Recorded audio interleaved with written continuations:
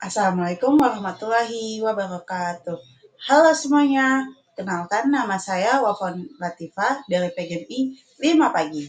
Pada kesempatan kali ini, saya akan membuat video pembelajaran mengenai sholat jamak dan sholat qashar. Simak videonya ya. Assalamualaikum warahmatullahi wabarakatuh. Apa kabar semuanya? Hari ini kita akan mempelajari terkait sholat jamak dan sholat qashar.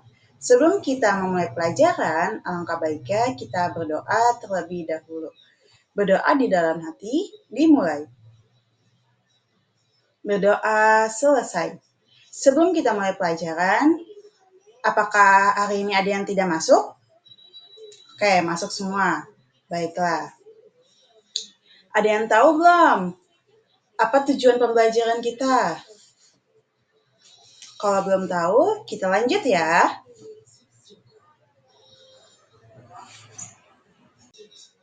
Nah, apa sih tujuan pembelajaran kita hari ini? Yang pertama, untuk mengetahui pengertian dari sholat jamak dan sholat qashar. Yang kedua, agar kita dapat menyebutkan macam-macam sholat jamak dan sholat qashar. Dan yang ketiga, agar kita mengetahui syarat dan ketentuan pelaksanaan sholat jamak dan sholat qashar. Yang keempat, agar kita dapat menumbuhkan sikap taat dan disiplin dalam sholat. Nah, selanjutnya ada yang udah tahu belum apa sih pentingnya sholat? Kalau belum tahu, catat ya di buku tulis kalian masing-masing. Yang pertama, sholat itu merupakan rukun Islam yang kedua dan menjadi tiang agama. Yang kedua, yaitu Rasulullah SAW berpesan agar kita tidak meninggalkan sholat. Yang ketiga, menjaga sholat berarti kita menjaga hubungan kita dengan Allah. Yang keempat, sholat tetap wajib dalam kondisi apapun, dimanapun, dan jam berapapun, termasuk pada saat kita bepergian jauh. Nah, Allah itu baik. Allah memberikan keringanan untuk para hambanya yang sulit melakukan sholat. Yang pertama, Allah memberikan keringanan atau rukhsah agar umat Islam tidak kesulitan dalam beribadah. Yang kedua, dalam perjalanan jauh atau pada saat kita musafir, sholat boleh digabung ataupun diringkas. Yang ketiga, apa sih tujuannya? Agar ibadahnya tetap kita laksanakan tanpa memberatkan hambanya. Dan yang terakhir, kemudahan tersebut itu disebut dengan rukhsah atau keringanan yang diberikan oleh Allah SWT.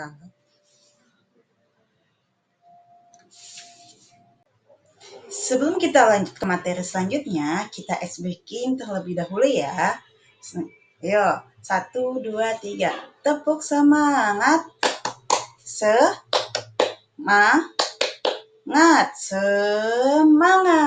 Oke, lanjut ke materi selanjutnya. Ada yang udah tahu belum apa sih pengertian dari sholat jamak dan sholat qashar? Kalau belum tahu, simak ya. Oke, selanjutnya, apa sih pengertian sholat jamak? Jadi, jamak itu berarti menggabungkan dua sholat fardu dalam satu waktu. Dan sholat jamak dapat dilakukan ketika kita melakukan perjalanan minimal 81 km atau dalam keadaan darurat, misalnya kita terkena bencana alam. Terus contohnya, sholat jamaknya itu sholat zuhur digabung dengan sholat asar, terus sholat maghrib digabung dengan sholat isya. Terus juga Rasulullah itu udah pernah nih mencontohkan tata cara pelaksanaan sholat jamak dalam perjalanan pada saat terjadi perang. Terus, hukum mengerjakan sholat jamak adalah mubah atau boleh bagi orang-orang yang memenuhi persyaratan seperti tadi. Kayak persyaratannya itu jaraknya itu harus 81 km, terus harus dalam keadaan darurat. Jadi kalau misalnya kita lagi main ke mall atau lagi perpergian tapi jaraknya belum jauh atau masih ada masjid terdekat, kita harus sholat tepat waktu dan tidak boleh dijamak ataupun dikosor. Selanjutnya ada jenis-jenis sholat jamak. Sholat jamak itu terbagi menjadi dua jenis, yaitu jamak takdim dan jamak takhir. Apa sih jamak takdim itu? Jamak takdim merupakan sholat yang dilakukan pada satu waktu sholat pertama. Contohnya, kita melakukan jamak di sholat zuhur dan asar, tapi kita melakukan sholatnya itu di waktu zuhur. Dan yang kedua yaitu jamak takhir, yaitu dua sholat yang dilakukan pada waktu sholat kedua. Contohnya, kita sholat jamak untuk sholat zuhur dan sholat asar, tapi kita lakukannya pada saat waktu sholat asar. Kedua cara ini bertujuan untuk memudahkan musafir dalam beribadah, agar tetap menjaga niat dan tertib pada saat pelaksanaannya ya.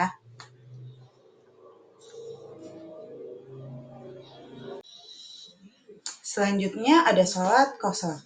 Qashar berarti meringkas jumlah rakaat sholat. Sholat qashar itu hanya berlaku untuk sholat yang mempunyai 4 rakaat seperti sholat zuhur, asar, dan isya. Rakaatnya itu diringkas dari yang 4 menjadi 2 rakaat. Syarat dari sholat qashar yaitu kita berpergian jauh minimal sekitar 81 km. Jadi syaratnya itu sama dengan sholat jamak. Hukum melaksanakan sholat qashar adalah mubah atau diperbolehkan jika syarat-syarat yang tadi itu terpenuhi.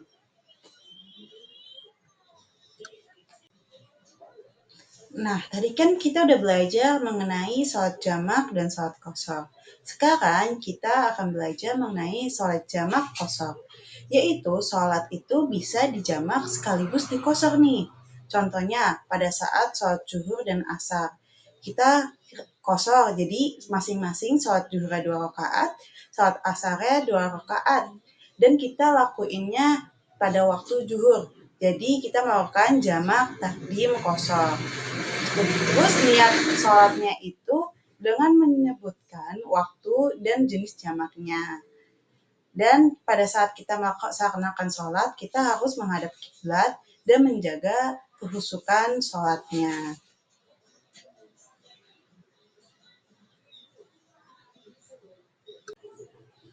Nah, setelah tadi kita mengetahui pengertian sholat jamak, pengertian sholat qashar, terus jenis-jenis sholat jamak maupun sholat jamak qashar, kita akan mengetahui apa sih hikmah kalau kita melaksanakan sholat jamak maupun sholat qashar. Yang pertama, hikmahnya menunjukkan kasih sayang dan kemudahan dari Allah Subhanahu wa taala. Yang kedua, membiasakan umat Islam agar tetap sholat dalam kondisi apapun dan dimanapun.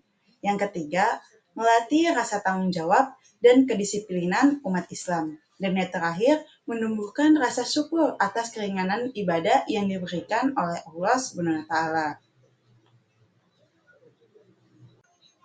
Oke, mungkin cukup sekian pembelajaran hari ini. Sebelum kita tutup, kita berdoa terlebih dahulu.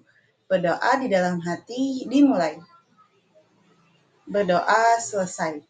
Oke, jangan lupa ya, besok kita akan melanjutkan materi hari ini. Besok kita akan belajar bagaimana sih tata cara pelaksanaan sholat jamak dan qashar, dan bagaimana niat sholat jamak dan sholat qashar.